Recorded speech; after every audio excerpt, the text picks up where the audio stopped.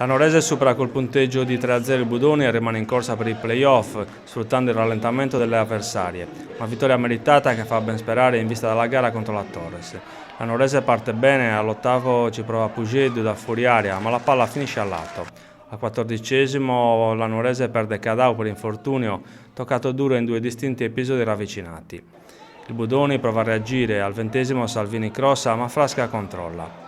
Azione pericolosa alla Norese al 26°, Alonzi sfiora il gol di testa su servizio di Pugedu. Un minuto dopo i verdeazzurri passano in vantaggio con Bezziccheri su assist di Alonzi. L'attaccante scarica da fuori area un bolide che si infila a fil di palo.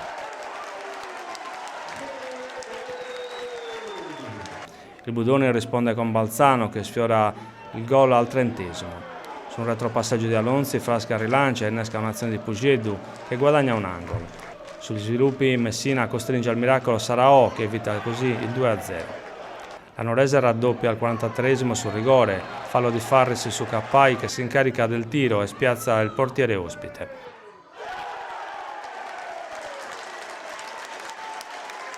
In chiusura di tempo azione di Soumaré che costringe il portiere del Budoni al miracolo.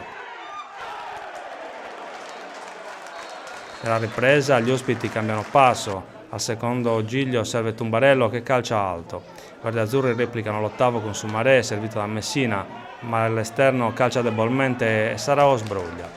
Il Budoni prova a recuperare, ma Giglio spreca calciando fuori da ottima posizione al 29°. Al 36° Bianchi salva su Zela, un salvataggio che vale un gol. I verdeazzurri chiudono il conto al 43° con Bezziccheri servito in profondità da Del Sole.